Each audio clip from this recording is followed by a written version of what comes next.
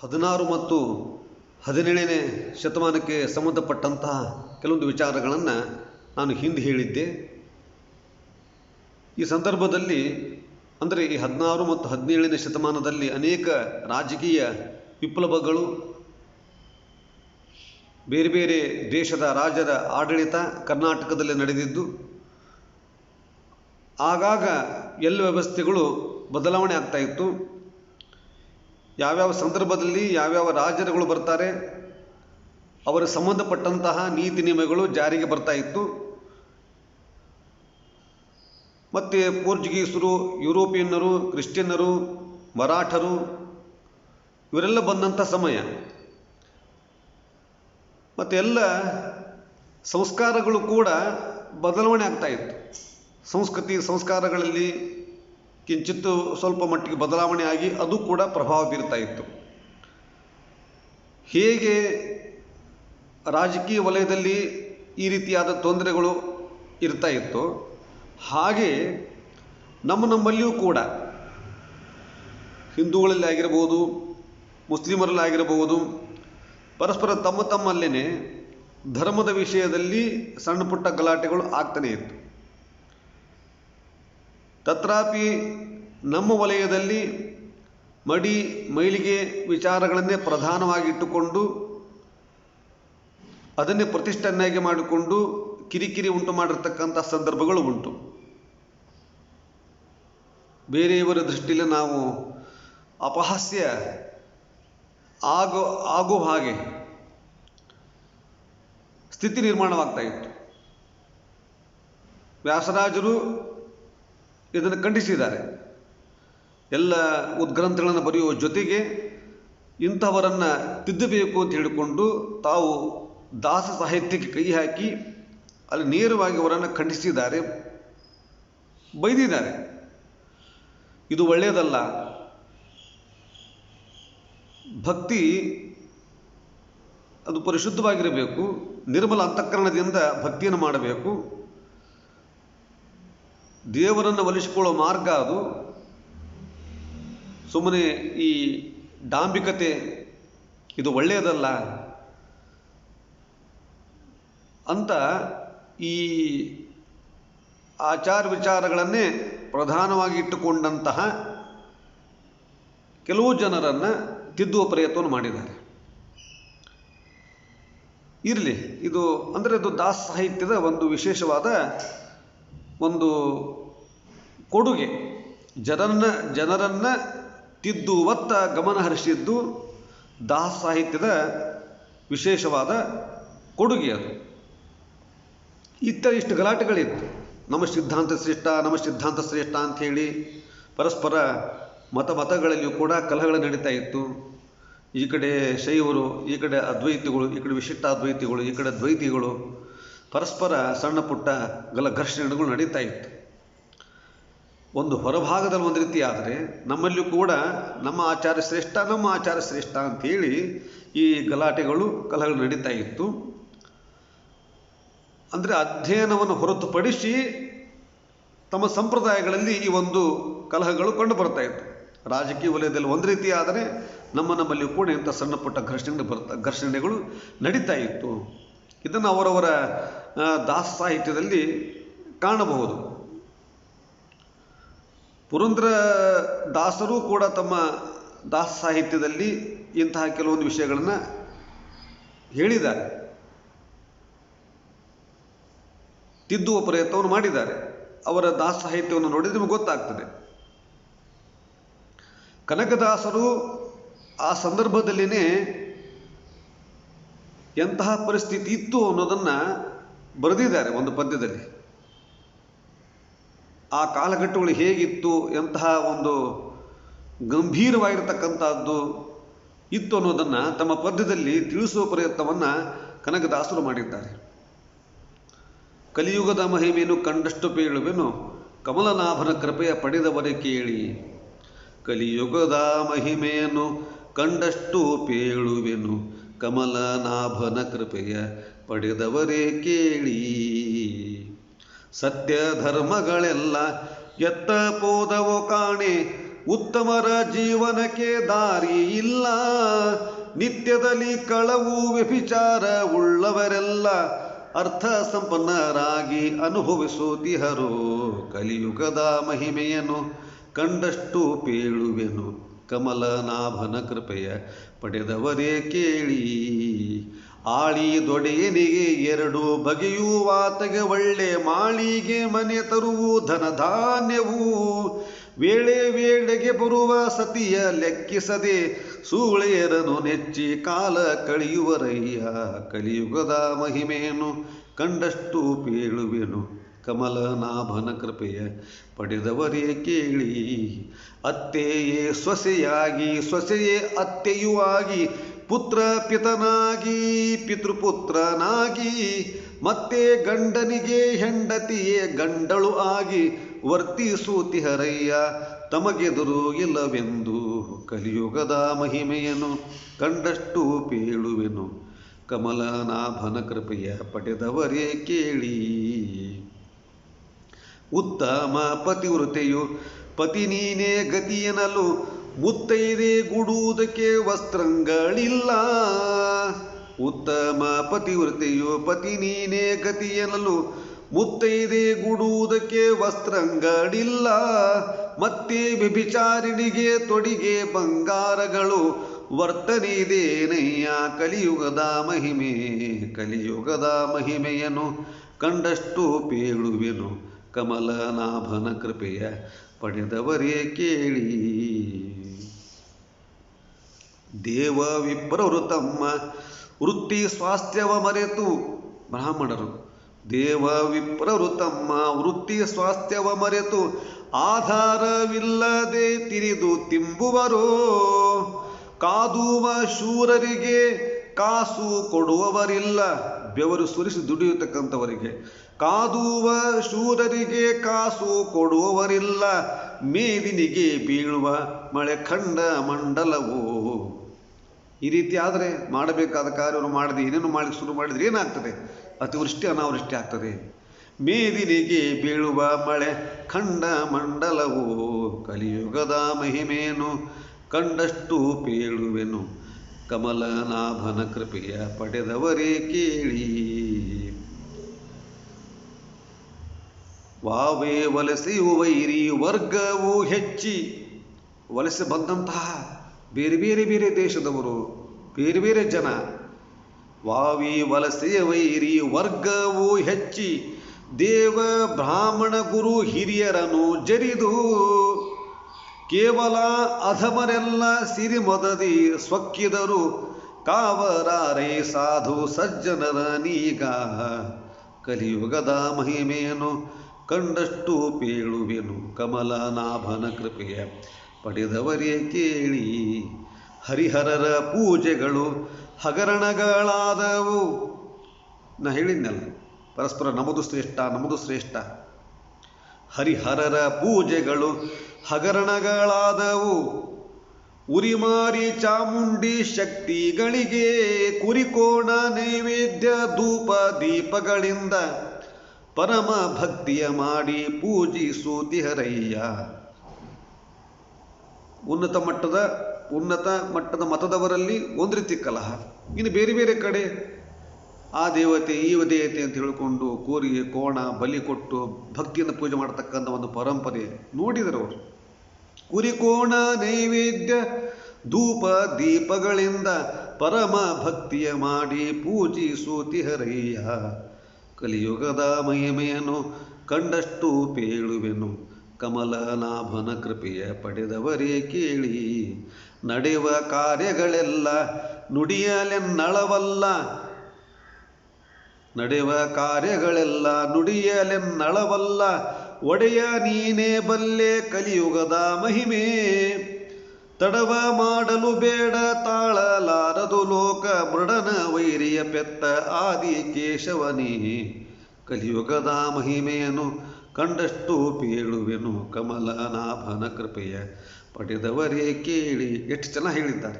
ಆ ಕಾಲದ ಸಂದರ್ಭ ಸನ್ನಿವೇಶಗಳನ್ನು ಕಣ್ಣಿಗೆ ಕಟ್ಟುವ ಹಾಗೆ ತಾವು ಕಂಡ ದೃಶ್ಯಗಳನ್ನು ಅಲ್ಲಿ ಬರೆದಿದ್ದಾರೆ.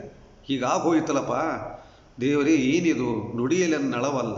ಇನ್ನು ಮುಂದೆ ಏನೇನಾಗ್ತದೋ, ಏನು ಸ್ಥಿತಿ ಬರ್ತದೋ, ನೀನೇ ಇದನ್ನು ಕಾಪಾಡಬೇಕಪ್ಪ. ತಡವ ಮಾಡಲು ಬೇಡ ತಾಳಲಾರದು ಲೋಕ, ಮೃಡನ ವೈರೇ ಪೆತ್ತ ಆದಿಕೇಶವನೇ ಅಂತೇಳಿ ಬರೆದಿದ್ದಾರೆ. ಅಂದರೆ ರಾಜಕೀಯ ವಿಪ್ಲವಗಳು, ಅನೇಕ ಸಂಘರ್ಷಗಳು ಎಲ್ಲ ಬಂದಂಥದ್ದು. ಮತ್ತು ಈ ಸಂದರ್ಭಕ್ಕೆ ತಕ್ಕಂತೆ ಜವಾಬ್ದಾರಿ ಆಯಾ ಸಂಸ್ಥಾನದ ಅಧಿಪತಿಗಳಿಗೆ ಹೆಚ್ಚಿತ್ತು. ಇದೆಲ್ಲ ತೂಗಿಸಿಕೊಂಡು ಹೋಗೋ ಕಾರ್ಯವನ್ನು ಅವರೆಲ್ಲ ಮಾಡಬೇಕಾಗಿತ್ತು. ಯಾವುದೇ ಆಗಿರಲಿ, ಹಿಂದೆ ಬಂದಂಥ ನಮ್ಮ ಇತಿ ಪರಂಪರೆಗಳಿಗೆ ಅವರವರ ಶಿಷ್ಯರನ್ನು ಒಂದು ಕಾಪಾಡುವ, ಒಂದು ಆಯಾ ತಮ್ಮ ತನವನ್ನು ಉಳಿಸಿಕೊಳ್ಳುವ ಹೆಚ್ಚಿನ ಜವಾಬ್ದಾರಿ ಆಯಾ ಸಂಸ್ಥಾನದವರಿಗೆ, ಮಠಾಧಿಪತಿಗಳಿಗೆ ವಿಶೇಷವಾಗಿ ಇತ್ತು. ರಾಯರು ಕೂಡ ಇದನ್ನು ಸಮರ್ಥವಾಗಿ ನಿಭಾಯಿಸ್ತಾ ಬಂದರು.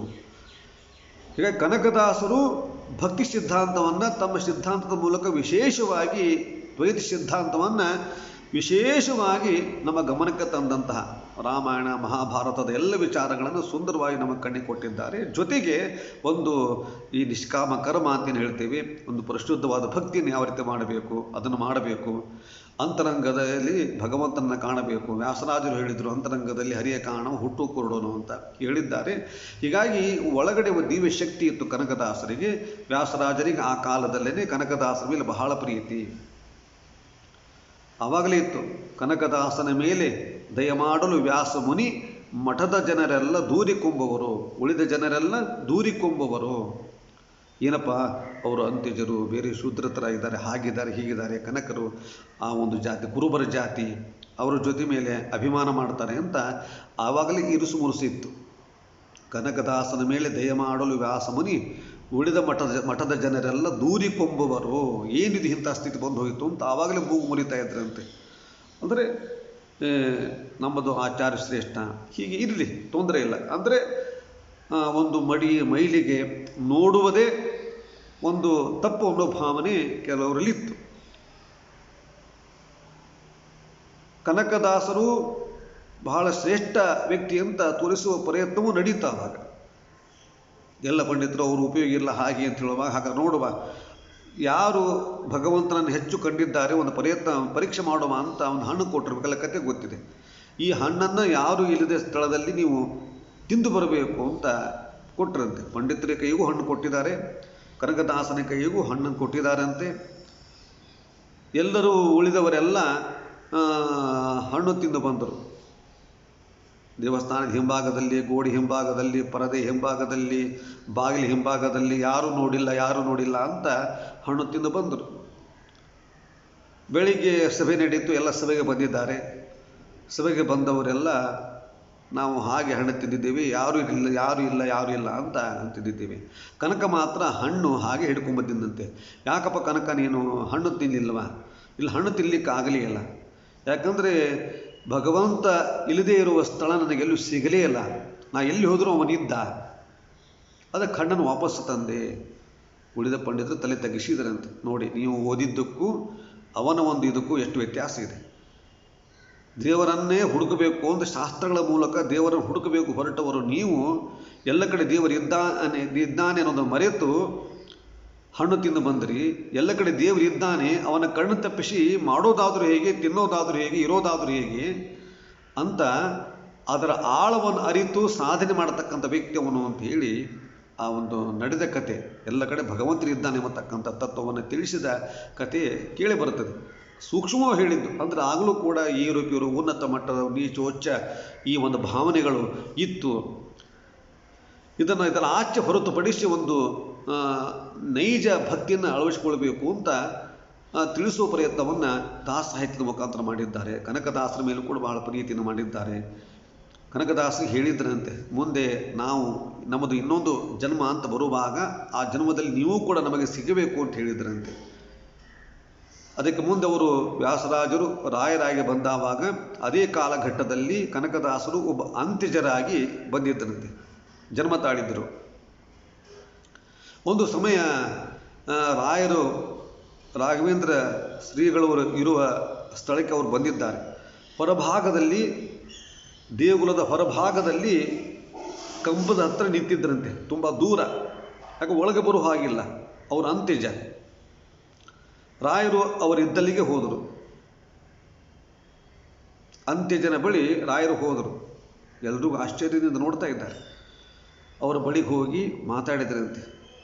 ಅಂತ್ಯಜನನ ನೋಡಿ, ಏನಪ್ಪ ಕನಕ, ಹೇಗಿದ್ದಿ ಅಂತ ಕೇಳಿದ್ರಂತೆ. ಗೊತ್ತಾಯಿತು ಅವರಿಗೆ, ಆ ಕನಕನೇ ಇಲ್ಲಿ ಬಂದಿದ್ದಾರೆ, ನಿಮ್ಮ ದರ್ಶನಕ್ಕೆ ಬಂದೆ, ನನಗಿನ್ನು ಈ ಬದುಕನ್ನು ಸಮಾಪ್ತಿಗೊಳಿಸಬೇಕು. ಆಯ್ತಪ್ಪ, ಸರಿ, ಒಳ್ಳೆಯದು. ಹಾಗಾದರೆ ರಾಮದೇವರಿಗೆ ಏನಾದರೂ ಒಂದು ಭಕ್ತಿಯಿಂದ ಸಮರ್ಪಣೆ ಮಾಡಿ ಒಂದು ಪ್ರಾರ್ಥನೆ ಮಾಡಿಕೊಂಡು ನಿವೇದನೆ ಮಾಡಿಕೊಂಡು ಇಲ್ಲಿಯ ಒಂದು ಈ ಜನ್ಮವನ್ನು ಮುಗಿಸ್ಬೋದು ಅಂತ ಹೇಳಿದ್ದಾರೆ. ಸರಿ, ದೇವರಿಗೆ ಏನಾದರೂ ಸಮರ್ಪಣೆ ಮಾಡಬೇಕು ಅಂತ ಹೋಗಿ ಮನೆಯಿಂದ ಒಂದು ಪದಾರ್ಥವನ್ನು ತಂದಿದ್ದಾರೆ. ಆ ಪದಾರ್ಥವನ್ನು ಬಿಚ್ಚಿ ನೋಡಿದರೆ ಅದರಲ್ಲಿ ಸಾಸಿವೆ ಇದೆ. ಸಾಸಿವೆನೇ ತಂದಿದ್ದಾರೆ. ತಕ್ಷಣವೇ ರಾಯರು ಆ ಸಾಸಿವೆಯನ್ನು ತಮ್ಮ ಶಿಷ್ಯರ ಕೈಗೆ ಕೊಟ್ಟು, ಇದನ್ನು ಅಡಿಗೆ ಮಾಡುವವರ ಕೈಯಲ್ಲಿ ಕೊಡಿ, ಇವತ್ತು ಅಡಿಗೆಗೆ ಈ ಸಾಸಿವೆನೇ ಬಳಸಬೇಕು. ಉಳಿದ ಶಿಷ್ಯರಿಗೆ ಆಶ್ಚರ್ಯ, ಸ್ವಾಮಿ ಇವತ್ತು ಈಗ ವೃತ ನಡೀತಾ ಇದೆ, ಈ ವೃತಕ್ಕೆ ಸಾಸಿವೆ ಬರಲ್ಲ. ಪರವಾಗಿಲ್ಲ, ನಮ್ಮ ರಾಮದೇವರು ಈ ವೃತದಲ್ಲಿ ಸಾಸಿವೆಯನ್ನು ಸ್ವೀಕಾರ ಮಾಡ್ತಾರೆ, ಇದು ಭಕ್ತಿಯಿಂದ ಸಮರ್ಪಣೆ ಮಾಡಿದ್ದು, ಇದನ್ನು ಸ್ವೀಕಾರ ಮಾಡಲೇಬೇಕು ಅಂತ ರಾಮದೇವರ ಅಪ್ಪಣೆಯಾಗಿದೆ ಅಂತ ಹೇಳಿದ್ರಂತೆ. ಅವತ್ತಿನಿಂದ ವೃತದಲ್ಲಿ ಕೂಡ ಸಾಸಿವೆಯನ್ನು ರಾಯರ ಮಠದ ಒಂದು ಪರಂಪರೆಯಲ್ಲಿ ಬಳಸುವ ಪದ್ಧತಿ ಬಂದಿದೆ. ಇಂತಹ ಒಂದು ಕಾಲ, ಇಂತಹ ಸಂದರ್ಭ ನಡೀತು. ಅವನಿಗೆ ಅನುಗ್ರಹ ಮಾಡಿದ್ದಾರೆ. ಸರಿ, ಮುಂದೆ ಆ ಅಂತ್ಯಜ ತನ್ನ ದೇಹವನ್ನು ಬಿಟ್ಟಿದ್ದಾನೆ. ಆ ದೇಹವನ್ನು ಬಿಟ್ಟ ನಂತರ ಅವರು ಹೋಗಿದ್ದು ದೇವತೆಗಳು ತಂದಂತಹ ವಿಮಾನದಲ್ಲಿ ಕುಳಿತುಕೊಂಡು ಸ್ವರ್ಗಾರೋಹಣ ಮಾಡಿದ್ದಾರೆ. ಇದು ನಡೆದ ಘಟನೆ ಅಂತ ಇತಿಹಾಸದಲ್ಲಿ ಬರೆದಿದ್ದಾರೆ, ಅವರ ಚರಿತ್ರೆಯಲ್ಲಿ ಬರೆದಿದ್ದಾರೆ. ಅಂತ್ಯಜರಿಗೆ ಅನುಗ್ರಹಿಸಿದ ರಾಯರು ಅಂತ ಬರ್ತದೆ. ಆ ಕನಕರೇ ಅಂತ್ಯಜರಾಗಿ ಬಂದಿದ್ದರು. ಜನ್ಮ ಅಷ್ಟೇ ಅಂತ್ಯಜ ಜನ್ಮ, ಒಳಗಡೆ ಅದ್ಭುತವಾದ ಸಾಧನೆ ಇತ್ತು.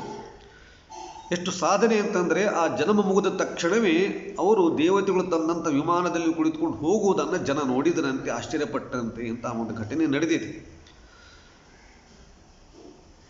ಇಂತಹ ಒಂದು ಅಪರೂಪದ ಒಂದು ವಿಶೇಷವಾದ ಶ್ರೇಷ್ಠ ಚೇತನಗಳು ನಮ್ಮೊಂದಿಗೆ ಇದ್ದರು ಆ ಕಾಲದಲ್ಲಿ. ನಮ್ಮ ಹಿರಿಯರೊಂದಿಗೆ, ನಮ್ಮ ಪೂರ್ವಜರೊಂದಿಗೆ ಇಂತಹ ಮಹಾ ಜ್ಞಾನಿಗಳು ಇದ್ದಂತಹ ಕಾಲಘಟ್ಟ. ಸರಿ, ಮುಂದೆ ರಾಯರು ಕೂಡ ಅನೇಕ ಜಾಗೃತಿ ಮಾಡಿರ್ತಕ್ಕಂಥ ವಿಷಯ ನಿಮಗೆ ಗೊತ್ತಿದೆ.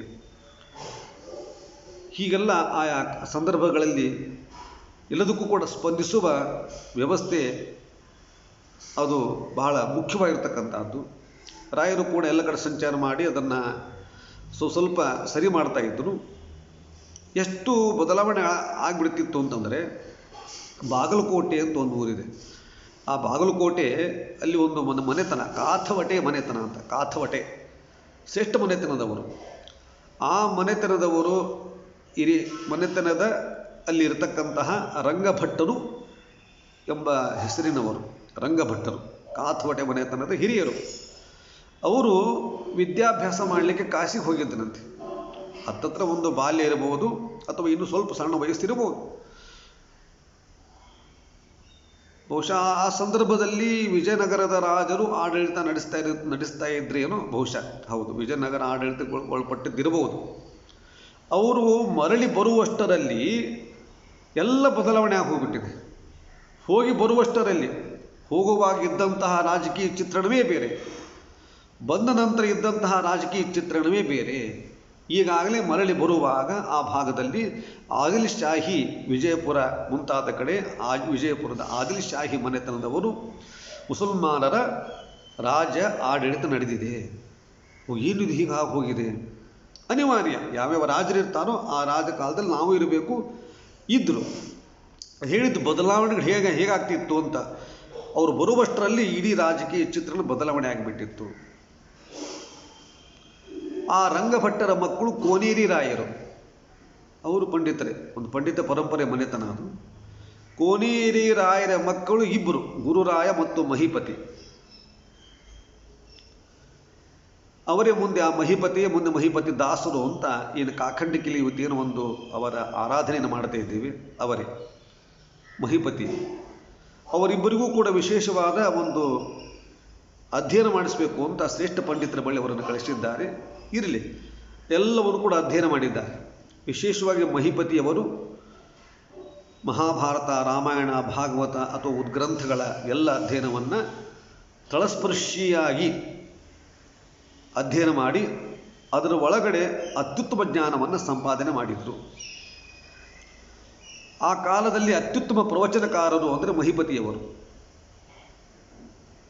ತಾವು ತಿಳಿದುಕೊಂಡಂಥ ವಿಷಯವನ್ನು ಮಹಾಭಾರತ ಅಥವಾ ರಾಮಾಯಣ, ಭಾಗವತದ ವಿಚಾರಗಳನ್ನು ಸಂಸ್ಕೃತ, ಉರ್ದು, ಮರಾಠಿ ಭಾಷೆಗಳಲ್ಲಿ ಹೇಳ್ತಾ ಇದ್ರಂತೆ. ಇಷ್ಟು ಭಾಷೆಗಳಲ್ಲಿ ಅವರು ಪ್ರಭುತ್ವ ಸಾಧಿಸಿದ್ದರು. ಅಲ್ಲಿ ಬರ್ತಕ್ಕಂಥ ಅರ್ಥ ವಿವರಣೆಯನ್ನು ಇಷ್ಟು ಭಾಷೆಗಳಲ್ಲಿ ಮಾಡ್ತಾ ಇದ್ರಂತೆ. ಆ ಸಾಮರ್ಥ್ಯ ಪಡ್ಕೊಂಡಿದ್ದರು. ಕೇವಲ ಕನ್ನಡ ಅಲ್ಲ, ಕೇವಲ ಸಂಸ್ಕೃತ ಅಲ್ಲ, ಕನ್ನಡ, ಸಂಸ್ಕೃತ, ಹಿಂದಿ, ಉರ್ದು, ಮರಾಠಿ ಇಷ್ಟು ಭಾಷೆಗಳಲ್ಲಿ ಹಿಡಿತವನ್ನು ಸಂಪಾದನೆ ಮಾಡಿ ಅಲ್ಲಿ ಅರ್ಥ ವಿವರಣೆಯನ್ನು ಇಷ್ಟು ಭಾಷೆಗಳಲ್ಲಿ ಮಾಡ್ತಕ್ಕಂಥ ಒಂದು ಕುಶಲತೆಯನ್ನು, ಸಾಮರ್ಥ್ಯವನ್ನು ಮಹಿಪತಿಯವರು ಪಡ್ಕೊಂಡಿದ್ದರು. ಆ ಊರಿನ, ವಿಜಯಪುರ ಇರಬಹುದು, ಆ ಊರಿನ ನರಸಿಂಹ ದೇವಸ್ಥಾನದಲ್ಲಿ ಪ್ರತಿನಿತ್ಯ ಪ್ರವಚನ ನಡೆಯುವ ಸಂದರ್ಭದಲ್ಲಿ ಆ ಊರಿನ ದೊರೆ ಖವಾಸ್ ಖಾನ್ ಎಂಬತಕ್ಕಂಥ ಮುಸ್ಲಿಂ ದೊರೆ ಖವಾಸ್ ಖಾನ್ ಅವನು ಓಡಾಡ್ತಾ ಸಂಚಾರ ಮಾಡ್ತಾ ದೇವಸ್ಥಾನದ ಬಳಿಗೆ ಬಂದಾವಾಗ ತುಂಬ ಜನ ಸೇರಿದ್ದಾರೆ. ಏನು ನಡೀತಾ ಇದೆ ನೋಡಿದರೆ ಒಳಗಡೆ ಪ್ರವಚನ ಕೇಳಿ ಅವರ ನಿರೂಪಣಾ ಶೈಲಿ, ಅವರ ಅಸ್ಖಲಿತ ವಾಕ್ಯ, ಆ ಗಾಂಭೀರ್ಯ ಅದೆಲ್ಲವನ್ನು ನೋಡಿ, ಆಳವಾದ ಜ್ಞಾನವನ್ನು ನೋಡಿ ಬಹಳ ಖುಷಿ ಆಯ್ತಂತವರಿಗೆ. ಎಷ್ಟು ಚೆನ್ನಾಗಿ ಹೇಳ್ತಾ ಇದ್ದಾರೆ ಇವರು, ಅಷ್ಟು ಅವರಿಗೂ ಖುಷಿಯಾಗುವಂತೆ ವಿಷಯ ನಿರೂಪಣೆ ಇತ್ತು. ಖವಾಸ್ ಖಾನ್ ಕೇಳಿದ್ರಂತೆ, ನೀವು ನಮ್ಮ ಅರಮನೆಗೆ ಬಂದು ಯಾಕೆ ನೀವು ಪ್ರವಚನ ನಡೆಸಿಕೊಡಬಾರ್ದು, ನಮ್ಮಲ್ಲಿ ಕೂಡ ಬಂದು ಪ್ರವಚನ ನಡೆಸಿ ಅಂತ ಮಹಿಪತಿಯವರ ಬಳಿ ಕೇಳಿದ್ರಂತೆ. ಆಗಲಿ ಅಂದ್ರಂತೆ. ಆಗಲಿ, ಭಗವಂತನ ವಿಷಯ ಎಲ್ಲಿ ಹೇಳಿಕೆ, ಎಲ್ಲಿ ಬೇಕಾದ್ರೂ ಹೇಳ್ಬೋದು. ಭಗವಂತನ ವಿಷಯಕ್ಕೆ ಏನು ತೊಂದರೆ, ಯಾವ ಸ್ಥಳ ಆದರೆ ಏನು, ದೇವರ ವಿಷಯ ತಾನೇ ಹೇಳ್ತೀನಿ ಅಂತ ಒಪ್ಕೊಂಡ್ರಂತೆ. ಖವಾಸ್ ಖಾನನ ಅರಮನೆಯಲ್ಲಿ ಪ್ರವಚನ ನಡೀತದೆ. ಅಲ್ಲಿ ಮೌಲ್ವಿಗಳು, ಮುಸಲ್ಮಾನರು, ಆ ಸಂಬಂಧಪಟ್ಟ ಅಲ್ಲಿರ್ತಕ್ಕಂತಹ ಬೇರೆ ಬೇರೆ ಕೆಲಸವರು ಎಲ್ಲರೂ ಕೂಡ ಆ ಪ್ರವಚನವನ್ನು ಕೇಳಿ ತಲೆ ದೂಗಿದ್ದಾರೆ. ಆಗಲೇ ಉಳಿದ ಪಂಡಿತರಿಗೆ ಇರುಸುರುಸು ಆಗಿತ್ತು. ಇವರು ಉರ್ದು ಮಾತಾಡ್ತಾರೆ, ಹಿಂದಿ ಮಾತಾಡ್ತಾರೆ, ಇರತಕ್ಕಂಥ ವಿಷಯವನ್ನು ಆ ಭಾಷೆಯಲ್ಲಿ ಹೇಳ್ತಾರೆ, ಹಾಗೆ ಹೀಗೆ ಅಂತೇಳಿ ಸ್ವಲ್ಪ ಇರುಸುರುಸು ಆಗಿತ್ತು. ಪಂಡಿತರು ಇದ್ರಲ್ಲ, ಶಾಸ್ತ್ರಾಧ್ಯಯನ ಮಾಡಿ ನನಗೆ ಬೇರೆ ಬೇರೆ ಪಂಡಿತರು ಇದ್ದರು. ಅದನ್ನು ಮೀರಿದ ಒಂದು ಹೆಚ್ಚಿನ ಪ್ರಯತ್ನವನ್ನು ಇವರು ಮಾಡಿದರು. ಮುಸಲ್ಮಾನರನ್ನು ನೋಡೋದೇನು, ಪುನಃ ಅಲ್ಲಿ ಹೋಗಿ ಅವರಿದ್ದಲ್ಲಿಗೆ ಹೋಗಿ ಶಾಸ್ತ್ರದ ವಿಚಾರ ಹೇಳ್ತಾ ಇದ್ದಾರಲ್ಲಪ್ಪ ಇವರು ಅಂತ ಮೂಗು ಮುರಿಯತಕ್ಕಂಥ ಸಂದರ್ಭಗಳು ಸೃಷ್ಟಿಯಾಗಿತ್ತು. ಭಯಪಡಲಿಲ್ಲ. ದೇವರ ವಿಷಯ ತಾನೇ, ಎಲ್ಲರೂ ತಿಳಿಬೇಕಾಗಿದ್ದೆ, ತಿಳಿಸೋ ಪ್ರಯತ್ನ ಅವರವ್ರ ಭಾಷೆಯಲ್ಲಿ ಹೇಳಿದರೆ ಇನ್ನೂ ಹೆಚ್ಚು ಅರ್ಥ ಆಗ್ತದೆ ಅಂಥೇಳಿ ಒಂದು ಹೆಜ್ಜೆ ಮುಂದಕ್ಕಿಟ್ಟು ಧೈರ್ಯವಾಗಿ ಹೇಳಿ ಬಂದಂಥವರು ಮಹಿಪತಿಯವರು. ಅಲ್ಲಿ ಹೋಗಿ ಅತ್ಯುತ್ತಮವಾದ ಪ್ರವಚನವನ್ನು ಎಲ್ಲರೂ ತಲೆದೂಗಿದ್ದಾರೆ. ನಮ್ಮವರಷ್ಟೇ ಅಲ್ಲ, ಎಲ್ಲ ಜನಾಂಗದವರು, ಎಲ್ಲ ಮತೀಯರು ಬಂದು ಅವರು ಪ್ರವಚನಕ್ಕೆ ಕೂಡ್ತಾ ಇದ್ದರು ಅಂತ ಎಲ್ಲರನ್ನು ಸೆಳೆಯುವ ಒಂದು ಆಯಸ್ಕಾಂತದಂತೆ ಎಲ್ಲರನ್ನು ಸೆಳೆಯುವ ಶಕ್ತಿ ಅವರ ಪ್ರವಚನಕ್ಕಿತ್ತು ಮಹಿಪತಿಯವರಿಗೆ. ಭಾಳ ಸಂತೋಷ ಆಯಿತು ಖವಾಸ್ ಖಾನನಿಗೆ. ನೀವು ನಮ್ಮಲ್ಲಿ ದಿವಾನರಾಗಿ ಅಂತ ಹೇಳಿದ್ರಂತೆ. ನೋಡು, ವೈದಿಕ ವೃತ್ತಿಲಿ ಇದ್ದಂತಹ ಮಹಿಪತಿಯವರಿಗೆ ದಿವಾನಗಿರಿ ಅರಸಿ ಬಂತು. ಅರಮನೆಯ ಒಂದು ಸರ್ಕಾರಿ ಒಂದು ವೃತ್ತಿ ಅರಸಿ ಬಂತವರಿಗೆ. ದೊಡ್ಡ ಅಧಿಕಾರ ಪ್ರಾಪ್ತಿಯಾಯಿತು. ನೀವು ನಮ್ಮಲ್ಲಿ ಇದ್ದು ದಿವಾನರಾಗಿರಬೇಕು ಅಂತ ಹೇಳಿದ್ರಂತೆ. ನೋಡಿ, ಅರಮನೆಯ ಭಾಗ್ಯ, ದೊಡ್ಡ ಒಂದು ಅಧಿಕಾರ ಪ್ರಾಪ್ತಿಯಾಯಿತು ಅವರಿಗೆ. ಅಲ್ಲಿ ಆ ಖವಾಸ್ ಖಾನರ ಒಂದು ದಿವಾನಗಿರಿ ಬಂತಂತೆ. ಅವರ ಬೇಕಾದ ಸಲಹೆಗಳನ್ನು ಕೊಡ್ತಾ ಅವರಿಗೆ ಮಾರ್ಗದರ್ಶಕರಾಗಿ ಮಹಿಪತಿಯವರು ಇದ್ದರು. ಎಲ್ಲಿಂದ ಎಲ್ಲಿಗೆ ಟರ್ನ್ ಆಯಿತು. ಮನುಷ್ಯನ ಜೀವನದಲ್ಲಿ ಬದಲಾವಣೆಗಳು ಹೇಗೆ ಬರುತ್ತೆ ಅದನ್ನು ಹೇಳಲಿಕ್ಕೆ ಕಷ್ಟ. ನೋಡಿ, ಒಂದು ಅಧ್ಯಯನ ಮಾಡಿ ವೈದಿಕ ವೃತ್ತಿಯಲ್ಲಿದ್ದು ಶಾಸ್ತ್ರ ಪ್ರವಚನ ಮಾಡ್ತಕ್ಕಂಥವರು ಅದೇ ಒಂದು ಇದರಿಂದ ಪುನಃ ಒಂದು ದೊಡ್ಡ ಸ್ಥಾನ ಪ್ರಾಪ್ತಿ ಆಯಿತು, ಅಧಿಕಾರ ಪ್ರಾಪ್ತಿ ಆಯಿತು ಖವಾಸ್ ಖಾನರ ಅರಮನೆಯಲ್ಲಿ ಇವರಿಗೆ. ಇನ್ನೊಂದು ವಿಷಯ ನಡೀತದೆ.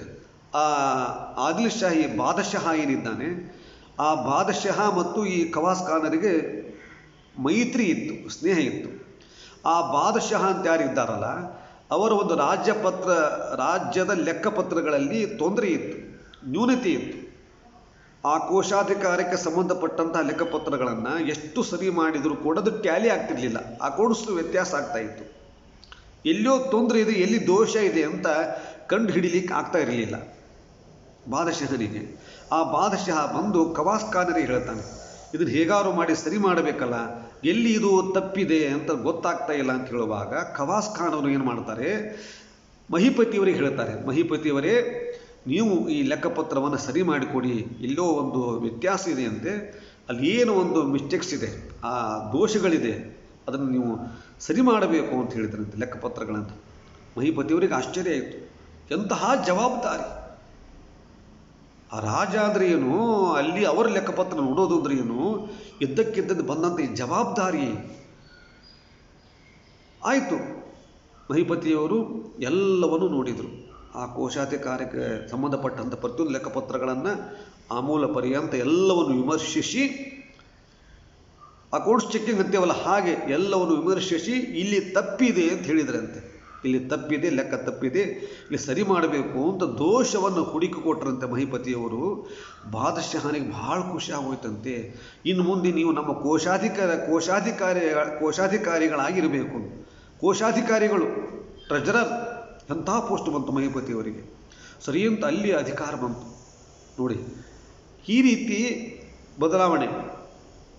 ಇಂತಹ ರಾಜ ಮನೆತನದ ವಲಯದಲ್ಲಿ ಅವರ ಕೆಲಸಗಳು ದೊಡ್ಡ ಮಟ್ಟದಲ್ಲಿ ಕೆಲಸ ಪ್ರಾರಂಭ ಆಯಿತು.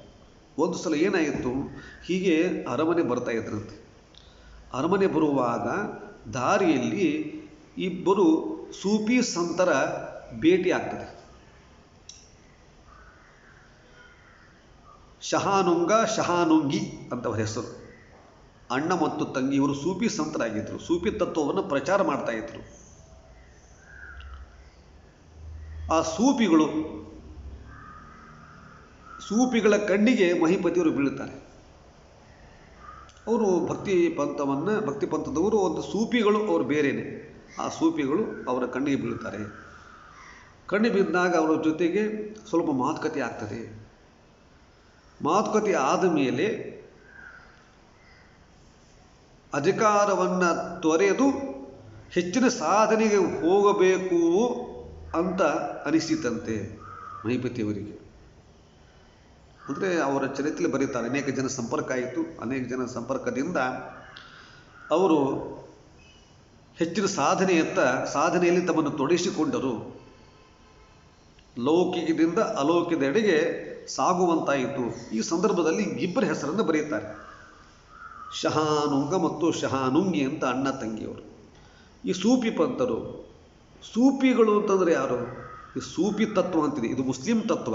ಸೂಫಿ ತತ್ವ ಮುಸ್ಲಿಂ ತತ್ವ. ಇದು ಈ ಸೂಫಿ ತತ್ವದ ಮೂಲ ಅಂದರೆ ಅರೇಬಿಯಾ. 3000 ವರ್ಷಗಳ ಇತಿಹಾಸ ಇದೆ ಇದಕ್ಕೆ. ಮುಸ್ಲಿಂ ತತ್ವವೇ. ಸೂಪ್ ಅಂದರೆ ಉಣ್ಣೆ ಅಂತ ಅರ್ಥ. ಸೂಪ್ ಅಂದರೆ ಉಣ್ಣೆ. ಆ ಸದಾ ಯಾವಾಗಲೂ ಉಣ್ಣೆಯ ಬಟ್ಟೆಯನ್ನು ಧಾರಣೆ ಮಾಡ್ತಾರೆ. ಆದ್ದರಿಂದ ಅವರನ್ನು ಸೂಫಿಗಳು ಅಂತ ಕರೀತಾ ಇದ್ರು. ಉಣ್ಣೆಯ ಬಟ್ಟೆಯನ್ನು ಬಿಟ್ಟು ಬೇರೆ ತೊಡ್ತಾ ಇರಲಿಲ್ಲ ಅವರು. ಉಣ್ಣೆಯ ವಸ್ತ್ರಗಳನ್ನು ತೊಡ್ತಾ ಇದ್ದರು. ಸೂಪ್ ಅಂದರೆ ಅರಬ್ಬಿ ಭಾಷೆಯಲ್ಲಿ ಉಣ್ಣೆ ಅಂತ ಅರ್ಥ.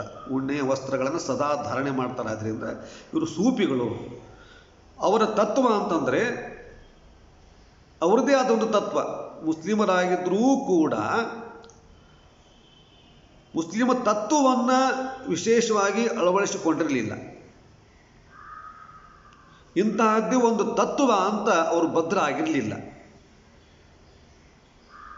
ಏನು ಒಂದು ಮತೀಯರು ಅಂತ ಅವರ ಮತೀಯರು ಅಂತ ಯಾರಿದ್ರು, ಅವರು ಮುಸ್ಲಿಮರೇ. ಅವರ ಮತೀಯರು ಮುಸ್ಲಿಮರು ಯಾರಿದ್ರು, ಇವರನ್ನು ಸೇರಿಸ್ತಾ ಇರಲಿಲ್ಲ, ದೂರ ಇಟ್ಟಿದ್ರಂತೆ. ಯಾಕಂದರೆ ಅವ್ರದ್ದು ಮುಸ್ಲಿಂ ಮತಕ್ಕೆ ಸಂಬಂಧಪಟ್ಟಂತಹ ಕಟ್ಟುಪಾಡುಗಳು, ನಿಯಮಗಳೇನಿದೆ ಅದಕ್ಕೆ ಅವರು ಭದ್ರ ಆಗಿರಲಿಲ್ಲ. ಅದನ್ನು ಹೊರತುಪಡಿಸಿದ ತತ್ವ ಅವರು. ಅದನ್ನು ಮೀರಿ ಒಂದು ಭಕ್ತಿ ಸಿದ್ಧಾಂತವನ್ನು ಬೆಳೆಸಿದ ಪಂಥ ಮುಸ್ಲಿಂ ತತ್ವ ಆಗಿದ್ದರೂ ಕೂಡ ಕಟ್ಟ ಮತದ ಪ್ರಚಾರಕರಾಗಿರಲಿಲ್ಲ ಅವರು. ಮುಸ್ಲಿಮದ ಒಂದು ಕಟ್ಟ ಮತ ಅಂತೇನಿದೆ, ಆ ಮತಕ್ಕೆ ಅನ್ವಯವಾಗದೇನೆ ತಮ್ಮದೇ ಆದ ಒಂದು ನಿಲುವನ್ನು ಪಡೆದುಕೊಂಡು ಬಂದಿರತಕ್ಕಂಥ ತತ್ವ. ಈಗ ಆಗ ಮತೀಯರು ಇವರನ್ನು ದೂರಕ್ಕಿಟ್ಟಿದ್ದರು. ಇವರು ತತ್ವಜ್ಞಾನಿಗಳು ಅಂದರೆ ಅಷ್ಟು ತತ್ವಜ್ಞಾನಿಗಳಲ್ಲ. ತತ್ವಜ್ಞಾನಿಗಳಾಗಿದ್ದರೂ ಕೂಡ ಈ ಸೂಫಿಯವರು ಪಂಥದವರು ಬಾಹ್ಯ ಪ್ರಪಂಚದ ಗೊಡವೆಗೆ ಬರ್ತಿರಲಿಲ್ಲ. ಎಲ್ಲೋ ಇದು ಬಿಡ್ತಾ ಇದ್ರು ಇವರು. ಪ್ರಚಾರ ಪ್ರಿಯರಲ್ಲ. ತಮ್ಮದೇ ಆದ ದೇವಸ್ಥಾನವೋ ಅಲ್ಲಿಯೋ ಎಲ್ಲೋ ಒಂದು ದರ್ಗಾ ಅಲ್ಲಿ ಇದ್ದು ಅವರು ಸಾಧನೆ ಮಾಡ್ತಾಯಿದ್ರು. ಇವರನ್ನು ಹೊರಗೆ ಇಟ್ಟಿದ್ರು. ಯಾರು ಆವಾಗ ಮತೀಯರು ಇವರನ್ನು ಸೇರಿಸ್ತಿರ್ಲಿಲ್ಲ. ಮತೀಯರು ಅಂತ ಹೇಳಿದ ಮತೀಯರೇ ಇವರನ್ನು ಸೇರಿಸ್ತಿರ್ಲಿಲ್ಲ. ಆ ಸೂಫಿ ಪಂಥ ಅಂತೇನಿದೆ ಅವರು ದೂರಕ್ಕೆ ಇಟ್ಬಿಟ್ಟಿದ್ರಂತೆ. ಅವ್ರು ಯಾವ ಈ ಬಾಹ್ಯ ಪ್ರಪಂಚದ ಹವ್ಯಾಸ ಅವ್ರಿಗೆ ಇರಲಿಲ್ಲ. ಅವರೊಂದು ಬೇರೆಯೇ. ಆಗಲೇ ಅವರನ್ನು ಒಪ್ಕೊಳ್ತಿರ್ಲಿಲ್ಲ, ವಿರೋಧ ಇತ್ತು ಅಂತ. ಇದು ಭಾರತದಲ್ಲಿಯೂ ಕೂಡ ಬಂತು. ಅರೇಬಿಯಾದಿಂದ ನಂತರ ಭಾರತಕ್ಕೂ ಬಂತು. ಈ ಭಾರತದಲ್ಲಿ ಸಮರ್ಥ ಪ್ರಚಾರಕ ಆಲ್ ಜುನೇದ್ ಅಂತಿದ್ದ. ಆಲ್ ಜುನೇದ್ ಇದು ಸೂಫಿ ಪಂಥದ ಸಮರ್ಥಕ ಭಾರತದಲ್ಲಿ. ಅಂದರೆ 923 ಅಥವಾ 915 ಸಮಯ, ಅಷ್ಟು ಹಿಂದೆ. ಆ ಸಂದರ್ಭದಲ್ಲಿ ಆಲ್ ಜುನೇದ್ ಅವನು ಸೂಫಿ ಪಂಥದ ಸಮರ್ಥಕ. ಇಂಥ ವಿರೋಧದ ನಡೆಯೂ ಕೂಡ ಈ ಸೂಫಿ ಪಂಥ ಬೆಳೆದು ಬಂತು. ಅದನ್ನು ಹೇಗೂ ಪ್ರಚಾರ ಮಾಡ್ತಾ ಬಂದರು. ವಿರೋಧ ಇತ್ತು, ಅವರನ್ನು ಬೇರೆಯೇ ಇಟ್ಟಿದ್ದರು. ಅವರ ಒಂದು ಯಾಕೆ ಹೇಳ್ತಿದ್ದೇನೆ ಅಂತಂದರೆ, ಮಹಿಪತಿಯವರಿಗೆ ಭೇಟಿಯಾದರು ಅಂತ ಆಗುವ ಸಂದರ್ಭದಲ್ಲಿ ಇವರಿಗೆ ಹೆಸರನ್ನು ಬರೆದಿದ್ದಾರೆ. ಆದ್ದರಿಂದ ಸಾಂದರ್ಭಕ್ಕೆ ಅನುಗುಣವಾಗಿ ಸೂಫಿಗಳೆಂದರೆ ಯಾರು, ಸೂಫಿ ತತ್ವ ಅಂದರೆ ಏನು ಅಂತ ಸ್ವಲ್ಪ ನೋಡುವ ಪ್ರಯತ್ನ ಮಾಡಿದ್ದೇನೆ ಅಷ್ಟೇ. ಹೀಗಾಗಿ ಮತೀಯರೇ ಇವರನ್ನು ವಿರೋಧ ಮಾಡ್ತಾ ಇದ್ರು. ಆವಾಗ ಆಲ್ ಜುನೇದ್ ಏನು ಒಂದು ಸಮರ್ಥಕ ಪ್ರಚಾರ ಮಾಡ್ತಾ ಇದ್ದ, ಅವನ ಶಿಷ್ಯ ಒಬ್ಬ ಇದ್ದ, ಹುಸೇನ್ ಇಬೇನ್ ಮನ್ಸೂರ್ ಅಂತ. ಅವನನ್ನು ಹಲ್ಲಾಜ್ ಅಂತ ಕರಿತಾ ಇದ್ರು. ಅಂದರೆ ಉಣ್ಣೆ ಹೆಕ್ಕುವ ವ್ಯಕ್ತಿ ಅಂತ ಕರಿತಾ ಇದ್ರು, ಹಲ್ಲಾಜ್ ಅಂತ. ಇವನು ವಿಶೇಷ ಪ್ರಚಾರ ಮಾಡ್ತಾ ಇದ್ದ ಎಲ್ಲ ಕಡೆ. ತನ್ನದೇ ಆದ ಒಂದು ಸೂಫಿ ತತ್ವವನ್ನು ಪ್ರಚಾರ ಮಾಡುವಾಗ ಮತೀಯರ ಕೋಪಕ್ಕೆ ತುತ್ತಾಗಿ, ಅಂದರೆ ಅವ್ರ ಇಂಥ ಆಚಾರ ವಿಚಾರಗಳು ಅದಕ್ಕಿದು ಕಟ್ಟು ಬದ್ದಿ ಅವರು ಬದ್ಧರಾಗಿರಲಿಲ್ಲ. ನಮ್ಮದೇ ಒಂದು ಲೋಕ, ಇಂಥದ್ದೇ ನಿಯಮ, ಅದಕ್ಕೆ ಬದ್ಧರಾಗಿರಲಿಲ್ಲ. ಹೀಗೆ ಮತೀಯರು ಅವರನ್ನು ಕೊಂದುಬಿಟ್ರಂತೆ ನೋಡಿ. ಇದು ನಡೆಯುತ್ತೆ 923ರಲ್ಲಿ.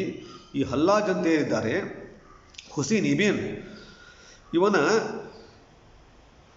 ಪ್ರಚಾರ ಕಾರ್ಯ ಮಾಡ್ತಿರುವಾಗ ಮತೀಯರ ಕೋಪಕ್ಕೆ ತುತ್ತಾಗಿ ಚಿತ್ರಹಿಂಸೆಗೆ ಒಳಗಾಗಿ ಕೊಲ್ಲಲ್ಪಟ್ಟ 923ರ ಸಮಯ. 923ರಲ್ಲಿ ಅವನನ್ನು ಚಿತ್ರಹಿಂಸೆ ಕೊಟ್ಟು ಕೊಂದುಬಿಟ್ರಂತೆ ಮತೀಯರು. ನಮ್ಮ ಮತಕ್ಕೆ ವಿರುದ್ಧವಾದ ಹೇಳ್ತಾ ಇದ್ದಾರೆ ಹೀಗೆ ಅಂತ ಮುಸ್ಲಿಮರೇ ಅವರನ್ನು ಕೊಂದರು, ಮತೀಯರು ಅಂತ ಬರೆದಿದ್ದಾರೆ. ಸರಿ ಅಂಥೇಳಿ. ಆದರೆ ಆ ಸೂಫಿ ತತ್ವಕ್ಕೋಸ್ಕರ ಹುತಾತ್ಮನಾಗಿ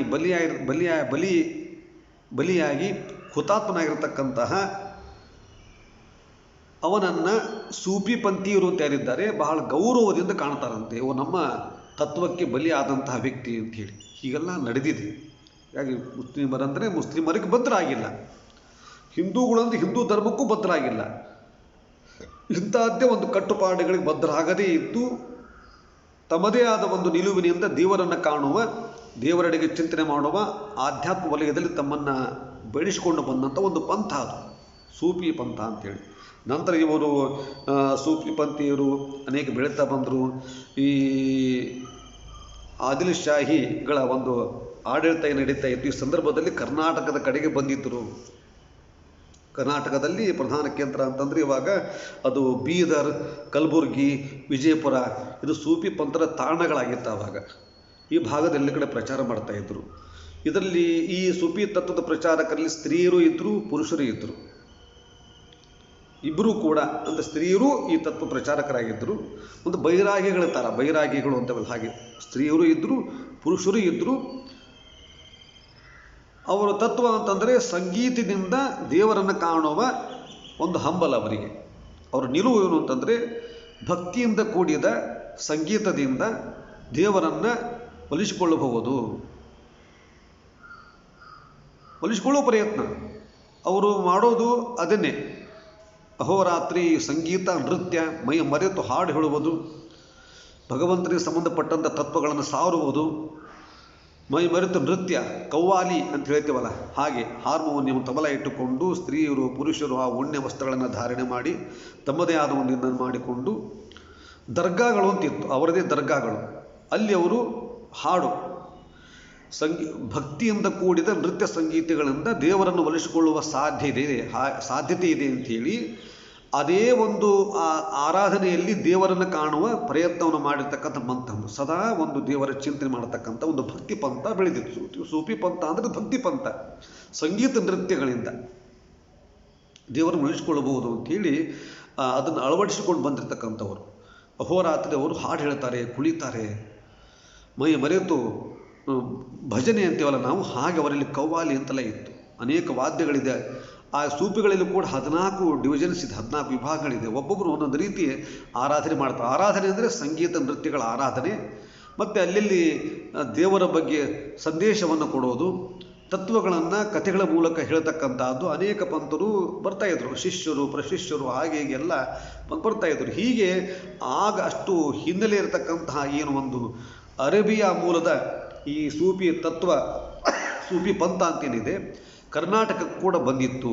ಅಂದರೆ ಈ 16 ಮತ್ತು 17ನೇ ಒಂದು ಸಂದರ್ಭದಲ್ಲಿ ಆ ಸೂಫಿ ಪಂಥದವರು ಕೂಡ ಇದ್ದರು, ಎಲ್ಲ ಕಡೆ ಪ್ರಚಾರ ಮಾಡ್ತಾ ಇದ್ರು. ದರ್ಗಾಗಳಿತ್ತು, ಅವರು ಇದ್ದಲ್ಲಿ ನಡೀತಾ. ಇವತ್ತು ಕೂಡ ಕುರುಬರು, ಜಂಗಮರು ಅಂದರೆ ಉತ್ತರ ಕರ್ನಾಟಕದ ಭಾಗದಲ್ಲಿ ಎಲ್ಲರೂ ಸೇರ್ತಾರೆ, ಹಿಂದೂಗಳು ಸೇರ್ತಾರೆ, ಮತ್ತು ಸೂಫಿ ಪಂಥರ ಜೊತೆಗೆ ಸೇರಿಕೊಂಡು ಎಲ್ಲರೂ ಸೇರಿ ಭಜನೆ ಸಂಗೀತದಲ್ಲಿ, ಕವ್ವಾಲಿ ಸಂಗೀತಗಳಲ್ಲಿ ಭಾಗವಹಿಸ್ತಾರೆ, ದೇವರ ಚಿಂತನೆಯನ್ನು ಮಾಡ್ತಾರೆ. ಅವರೊಬ್ಬರು ಎಲ್ಲರೂ ಕೂಡ ಸೇರ್ತಾರೆ, ಜಂಗಮರು ಕೂಡ ಸೇರ್ತಾರೆ, ಕುರುಬರು ಸೇರ್ತಾರೆ. ಅವರ ಆ ಸೂಫಿ ಪಂಥರು ಅಂತ ಹೇಳಿದರೆ ಅವರ ದರ್ಗಾಗಳಲ್ಲಿ ಹಿಂದೂಗಳು ಕೂಡ ಜೊತೆ ಸೇರಿಕೊಂಡು ಪೂಜೆ ನೆರವೇರಿಸುವ ಒಂದು ಪದ್ಧತಿ ಇದೆ. ಅದು ನಡ್ಕೊಂಡು ಬಂದಿದೆ. ಸಿಂಧನೂರು ಮತ್ತು ತಿಂಥಿಣಿ ಮೊದಲಾದ ಕಡೆ ನಾವು ಕಾಣಬಹುದು. ಮೊಹರಂ ಹಬ್ಬವನ್ನು ಉತ್ತರ ಕರ್ನಾಟಕದ ಕೆಲವೊಂದು ಕಡೆ ಇಬ್ಬರೂ ಸೇರಿ ಮಾಡ್ತಾರೆ, ಹಿಂದೂಗಳು ಮುಸ್ಲಿಮರು ಸೇರಿ ಆ ಧರ್ಮವನ್ನು ಮಾಡತಕ್ಕಂಥ ಒಂದು ಪದ್ಧತಿ ಇದೆ. ಹೀಗೆ ಎಲ್ಲರೂ ಬೇರೆ ಇರತಕ್ಕಂಥ ಒಂದು ಪದ್ಧತಿಯನ್ನು ನಾವು ನೋಡ್ತಾ ಇದ್ದೇವೆ. ಮೊಹರಂ ಹಬ್ಬವನ್ನು ಮಾಡ್ತಾರೆ. ನಾವು ಸಣ್ಣವರಿದ್ದಾಗ ಅದು ಸಂಬಂಧಪಟ್ಟಂತಹ ಜಾತ್ರೆಗಳಿಗೆ ಹೋಗಿದ್ದು ನೆನಪಿದೆ. ಈಗೂ ಕೂಡ ಅದನ್ನು ನಮ್ಮ ಭಾಗದಲ್ಲಿ ಮಾಡ್ತಾ ಬರ್ತಾರೆ, ಎಲ್ಲ ಹಬ್ಬಗಳಲ್ಲಿ ಹೋಗ್ತಾರೆ. ಕೆಲವೊಂದು ಕಡೆ ದರ್ಗಾಗಳಲ್ಲಿ ಹೋಗತಕ್ಕಂಥ ಪದ್ಧತಿ, ಹಿಂದೂಗಳು ಹೋಗತಕ್ಕಂಥ ಪದ್ಧತಿ ಇದೆ, ಸಾಮರಸ್ಯ ಇತ್ತು. ಅಂದರೆ ಅವರ ಶಿಷ್ಯರು, ಅಂದರೆ ಸೂಫಿ ಪಂಥವನ್ನು ಅಥವಾ ಅವರ ಪಂಥದವರು ಅವರು ಮಾಡುವ ಉಪದೇಶಕ್ಕೆ ಕೇಳಿ ಖುಷಿಪಟ್ಟು ಅನುಸರಿಸತಕ್ಕಂಥವರು ಅನೇಕ ಜನ ಇದ್ದಾರೆ. ಅದನ್ನೇ ಅನುಸರಿಸಿಕೊಂಡಿರತಕ್ಕಂಥವರು ಭಾಳ ಜನ ಇದ್ದಾರೆ. ಈಗಾಗಲೇ ಇರತಕ್ಕಂತಹ ಆ ಕರ್ನಾಟಕದಲ್ಲಿ ಸೂಫಿ ಪಂಥದ ಪರಂಪರೆ ಮತ್ತು ಅವರ ಶಿಷ್ಯರ ಪರಂಪರೆ ವಿಶೇಷವಾಗಿತ್ತು. ಹಿಂದೂಗಳು ಕೂಡ ಆ ಒಂದು ಸೂಫಿ ಪಂಥವನ್ನು ಅನುಸರಿಸ್ತಾ ಇದ್ದರು. ಅಂದರೆ ನೃತ್ಯದಿಂದ, ಸಂಗೀತದಿಂದ ದೇವರನ್ನು ಕಾಣುವ ಪ್ರಯತ್ನ. ಅಲ್ಲಿ ಈ ಆಚಾರ ವಿಚಾರಗಳ ಕಟ್ಟುಪಾಡುಗಳು ಇಲ್ಲ. ಅಂದರೆ ಪೂರ್ತಿ ಬಿಟ್ಟವರು ಅಂತ ಅರ್ಥ ಅಲ್ಲ. ಹೀಗೆ ಇರಬೇಕು, ಹೀಗೆ ಇರಬೇಕು, ಅಷ್ಟಕ್ಕೆ ಇರಬೇಕು, ಇಷ್ಟಕ್ಕೆ ಊಟ, ಇದು ಹಾಗೆ ಕೆಲವು ಪದ್ಧತಿಗಳೇನಿದೆ, ವರ್ಣ ವ್ಯವಸ್ಥೆಗಳು, ಈ ವರ್ಣ ವ್ಯವಸ್ಥೆಯಿಂದ ಆಚೆ ಇರತಕ್ಕಂತಹ ಅವರು ಚಿಂತನೆ ಅವರದಾಗಿತ್ತು. ಈ ಒಂದು ನಿಟ್ಟಿನಲ್ಲಿ ನೋಡಿದರೆ ಎಲ್ಲ ಆಶ್ಚರ್ಯ ಆಗ್ತದೆ. ಅವರನ್ನು ವಿಶೇಷವಾಗಿ ಜನ ಅನುಸರಿಸಿದ್ದಾರೆ. ನಾಸಿರುದ್ದೀನ್ ಸಿದ್ಧಲಿಂಗ, ಬಂದೇ ನವಾಜ್, ಶರಣ ಬಸವೇಶ್ವರ, ಮುರ್ತುಜಾಖಾದ್ರಿ, ಮಹಾಂತವಿಗೆ ಕಡ್ಕೋಳ ಮಡಿವಾಳಪ್ಪ, ಚೆನ್ನೂರು ಜಲಾಲ ಸಾಬ, ಮತ್ತು ಹೀಗೆ ಉತ್ತರ ಕರ್ನಾಟಕದಲ್ಲಿ ಬಹಳಷ್ಟು ಜನ ಆ ಒಂದು ಪಂಥವನ್ನು ಅನುಸರಿಸಿದ್ದು ಕಂಡುಬರುತ್ತದೆ. ಶಿಶುನಾಳ ಶರೀಫರು ಕೂಡ ಆ ತತ್ವವನ್ನು ಅನುಸರಿಸಿದ್ದಾರೆ ಅಂತ ಹೇಳ್ತಾರೆ. ಬಹಳಷ್ಟು ಅವರು ಕೂಡ ತಮ್ಮದೇ ಆದ ಒಂದು ನಿಲುವುಗಳನ್ನು ಪಡೆದು ಆಧ್ಯಾತ್ಮ ತತ್ವಗಳನ್ನು ವಿಶೇಷವಾಗಿ ಹೇಳಿರ್ತಕ್ಕಂಥವರು. ಶಿಶುನಾಳ ಶರೀಫ ಸಾಹೇಬರ ಒಂದು ಪ್ರಸಿದ್ಧಿ ಗೊತ್ತಿದೆ ನಮಗೆ. ಸೋರುತಿ ಹೋದ ನೆಲದ ಮಾಳಿಗೆ ಅಜ್ಞಾನದಿಂದ, ಅವರ ಹಾಡುಗಳು ತುಂಬ ಅರ್ಥಗರ್ಭಿತವಾಗಿ ಇದೆ. ವೇದಾಂತದ ಒಳ ರಹಸ್ಯಗಳನ್ನು, ಭಗವತ್ ತತ್ವಗಳನ್ನು ತಿಳಿಯತಕ್ಕಂತಹ ಅನೇಕ ವಿಚಾರಗಳು ಹಾಡಲ್ಲಿ ನೀವು ಕಾಣಬಹುದು. ಅಂತಹ ಒಂದು ಇದು ಎಲ್ಲ ಯಾಕೆಂದರೆ ಭಕ್ತಿ ಸಿದ್ಧಾಂತ. ಪುರಂದರದಾಸರು, ಮಹಿಪತಿ ದಾಸರು, ಕನಕದಾಸರು ಮೊದಲಾದವರು, ವಿಜಯದಾಸರು ಏನು ನೋಡ್ತೀವಿ, ಇವರಿಗೆಲ್ಲ ಭಕ್ತಿ ಸಿದ್ಧಾಂತ. ದೇವರನ್ನು ಕಾಣುವ ಬಗೆ ಹೇಗೆ ಅಂತ ನಿಲುವು ಪಡೆದುಕೊಡ್ತಕ್ಕಂಥವ್ರು. ಅದು ಸೂಫಿ ಪಂಥ ಅಂತಲ್ಲ, ಭಕ್ತಿ ಅವ್ರದ್ದು ಒಂದು ಭಕ್ತಿ ಪಂಥ, ಇವ್ರದ್ದು ಒಂದು ಭಕ್ತಿ ಪಂಥ. ಒಟ್ಟಾರೆ ಭಕ್ತಿ ಪಂಥಗಳು ಒಂದು ವೈವಿಧ್ಯತೆಯಲ್ಲಿ ಬಂದಂತಹ ಸಮಯ ಅಂದರೆ ಈ ಒಂದು ಕಾಲಘಟ್ಟದಲ್ಲಿ. ಈಗ ಅವರು ಇರತಕ್ಕಂಥದ್ದು ಭಕ್ತಿಯಿಂದ ಕೂಡಿದ ನರ್ತನ ಮತ್ತು ಸಂಗೀತ ನಮ್ಮನ್ನು ದೇವರ ಕಡೆಗೆ ಕೊಂಡೊಯ್ಯುತ್ತದೆ ಅಂತ ಅವ್ರು ಹೇಳತಕ್ಕಂಥದ್ದು. ಅದಕ್ಕೆ ಮೈ ಮರೆತು ಅವರು ತಮ್ಮ ಸೂಫಿ ಪಂಥದವರು ಎಲ್ಲ ಕಡೆ ಪ್ರಚಾರ ಮಾಡ್ತಾ ಬರ್ತಾಯಿದ್ರು ಮತ್ತು ಕಥೆಗಳನ್ನು ಹೇಳ್ತಾಯಿದ್ರು. ಸೂಫಿ ಪಂಥರು ಅವರ ಶಿಷ್ಯರು ಹೇಳ್ತಕ್ಕಂಥ ಕಥೆಗಳು ಸ್ವಲ್ಪ ಚಿಕ್ಕ ಚಿಕ್ಕ ಕಥೆಗಳು ಇವಾಗ ಎಲ್ಲ ಕಡೆ ಲಭ್ಯ ಇದೆ. ಸೂಫಿ ಕಥೆಗಳು ಅಂತಿದೆ, ಸೂಫಿ ತತ್ವಗಳು ಒಂದು ಪುಸ್ತಕ ಇದೆ, ತೊಂದರೆ ಇಲ್ಲ, ಓದ್ಬೋದು. ಆಧ್ಯಾತ್ಮಿಕ ಸಂಬಂಧಪಟ್ಟಂತಹ ವಿಚಾರಗಳು, ದೇವರನ್ನು ಕಾಣುವ ಒಂದು ಹೊಸ ಮುಖದ ಪರಿಚಯ ಇರತಕ್ಕಂಥ ಕಥೆಗಳು, ಚಿಕ್ಕ ಚಿಕ್ಕ ಕಥೆಗಳು, ದೊಡ್ಡ ಸಂದೇಶ. ಒಂದು ಸಾಂದರ್ಭಿಕವಾಗಿ ಒಂದು ಕಥೆಯನ್ನು ಹೇಳ್ತೇನೆ. ಒಬ್ಬ ವ್ಯಕ್ತಿ ಬರ್ತಾ ಇರ್ತಾನೆ, ಭಕ್ತ ಅಂತಿರ್ಬೋದು. ಆ ವ್ಯಕ್ತಿ ಬರ್ತಿರುವಾಗ ಅವನನ್ನು ಸಿಂಹ ಅಟ್ಟಿಸಿಕೊಂಡು ಬರುತ್ತದೆ. ಇನ್ನೇನು ಸಿಂಹ ಹಿಡಿದು ಅವನನ್ನು ಕೊಲ್ಲಬೇಕು ಅಂತನ್ನುವಾಗ ಒಂದು ಮರವನ್ನು ಹತ್ತಾನೆ. ಮರವನ್ನು ಹತ್ತಿ ಒಂದು ಕೊಂಬೆಯನ್ನು ಹಿಡ್ಕೊಳ್ತಾನೆ. ಕೊಂಬೆ ಮೇಲೆ ಕೂತಿರ್ತಾನೆ ಅಥವಾ ಕೊಂಬೆಯನ್ನು ಹಿಡ್ಕೊಂಡಿರ್ತಾನೆ. ಅವನು ಹಿಡ್ಕೊಂಡಿರ್ತಕ್ಕಂಥ ಕೊಂಬೆ ಗಟ್ಟಿಯಾಗಿಲ್ಲ, ಅದು ಟೊಳ್ಳಾಗಿದೆ. ಆಗಲೂ ಮುರಿಯುವಂಥ ಸ್ಥಿತಿ ಇದೆ. ತಕ್ಷಣವೇ ದೇವರನ್ನು ಕರೀತಾರೆ, ದೇವರಲ್ಲಿ ಪ್ರಾರ್ಥನೆ ಮಾಡ್ತಾನೆ. ಭಗವಂತ, ನಾನು ಹಿಡಿದುಕೊಂಡಂಥ ಕೊಂಬೆ ಗಟ್ಟಿ ಇಲ್ಲ, ಇದು ಮುರಿದು ಬಿದ್ದರೆ ಕೆಳಗಡೆ ಸಿಂಹನನ್ನು ತಿಂದು ಬಿಡುತ್ತದೆ, ನಾನು ಸತ್ತು ಹೋಗ್ತೇನೆ, ನನ್ನನ್ನು ಕಾಪಾಡು ಅಂತ ದೇವರಲ್ಲಿ ಪ್ರಾರ್ಥನೆ ಮಾಡ್ತಾನೆ. ದೇವರು ಪ್ರತ್ಯಕ್ಷ ಆಗಿ ಹೇಳ್ತಾನೆ, ನಿನ್ನನ್ನು ನಾನು ರಕ್ಷಣೆ ಮಾಡ್ತೇನೆ, ಮೊದಲು ನೀ ಹಿಡಿದುಕೊಂಡಂತಹ ಕೊಂಬೆಯನ್ನು ಕೈ ಬಿಡು ಅಂತ ಹೇಳ್ತಾನಂತೆ. ಕತೆ ಮುಗೀತಲ್ಲಿಗೆ, ಇಷ್ಟೇ ಕತೆ. ಅವನು ದೇವರನ್ನು ಕೇಳಿದ, ನಾ ಹಿಡ್ಕೊಂಡದ್ದು ಕೊಂಬೆ ಗಟ್ಟಿ ಇಲ್ಲ, ಬಿದ್ದರೆ ಸಿಂಹ ತಿಂತದೆ, ನನ್ನ ಕಾಪಾಡು ಅಂತ ಹೇಳುವಾಗ ಭಗವಂತ ಹೇಳ್ತಾನೆ, ನಾನು ಕಾಪಾಡ್ತೇನೆ, ಮೊದಲು ನೀನು ಹಿಡಿದುಕೊಂಡಂಥ ಕೊಂಬೆಯನ್ನು ಕೈ ಬಿಡು ಅಂತ ಹೇಳ್ತಾನೆ. ಅಲ್ಲಿಗೆ ಕತೆ ಮುಗೀತು. ದೇವರಿದ್ದಾನೆ ನಂಬಿಕೆ ಇದ್ದರೆ ಅವನು ಆಗಲೇ ಕೈ ಬಿಡಬೇಕಾಗಿತ್ತು, ಬಿಟ್ಟಿಲ್ಲ. ಅಷ್ಟು ಭರವಸೆ ಇಲ್ಲ ಅವನಿಗೆ. ಇಷ್ಟೇ ದೇವರು ಹೇಳ್ತಾನೆ, ನಾವು ಕೊಂಬೆ ಭದ್ರ ಇಲ್ಲ ಅಂತ ಗೊತ್ತು, ಸಂಸಾರ ಆಗಿರ್ಬೋದು, ಇಲ್ಲಿಯ ಸಮಸ್ಯೆಗಳಾಗಿರ್ಬೋದು, ನಾವು ಬದುಕಿನ ಒಂದು ಎಲ್ಲ ಸಾರುಗಳು ಟೊಳ್ಳೋದು ಗೊತ್ತು, ಗಟ್ಟಿಲ್ಲ ಅಂತ ಗೊತ್ತು. ಆಗಲೂ ನಾವು ಬೀಳ್ತೇವೆ, ಬಿದ್ದರೆ ಮೃತ್ಯುವಿನ ಕೈಗೆ ನಾವು ಸಿಕ್ಕಿ ಬೀಳ್ತೇವೆ ಗೊತ್ತು. ಹಾಗಂತ ಬಿಡ್ಲಿಕ್ಕೆ ತಯಾರಿಲ್ಲ. ದೇವರನ್ನು ಕೇಳೋದು ಬಿಡಲ್ಲ. ದೇವರೇ ರಕ್ಷಿಸು ರಕ್ಷಿಸು ರಕ್ಷಿಸು ರಕ್ಷಿಸು ಅಂತ ನಾವು ಕೇಳ್ತೀವಿ ಅನೇಕ ಮುಖಗಳಲ್ಲಿ. ದೇವರಂತಾನೆ ಮೊದಲು ಅದು ಕೊಂಬೆಯನ್ನು ಬಿಡು ಅಂತ ಹೇಳ್ತಾನೆ. ಕೊಂಬೆ ಬಿಡ್ಲಿಕ್ಕೆ ರೆಡಿ ಇದೆಯವಾ? ಇಲ್ಲ. ಇಡೀ ಕೊಂಬೆನೂ ಹಿಡ್ಕೊಂಡು ಬಿಟ್ಟರೆ ತಾನೇ ರಕ್ಷಿಸಬೇಕು? ಇಲ್ಲ. ನೋಡಿ, ಇಷ್ಟಿವೆ, ಕೊಂಬೆಯನ್ನು ಬಿಡು ಅಂತ ಹೇಳ್ತಾನೆ. ಕತೆ ಮುಗಿತು. ಅಂದರೆ ಒಳಗಿನ ತತ್ವ, ನಮ್ಮ ಜೀವನ ಏನಾಗಿದೆ ಗೊತ್ತು, ಎಲ್ಲ ಅಭದ್ರ ಗೊತ್ತು, ಎಲ್ಲ ಅಭದ್ರತೆ ಇದು ಕೊಟ್ಟಿರ್ತಕ್ಕಂಥದ್ದು.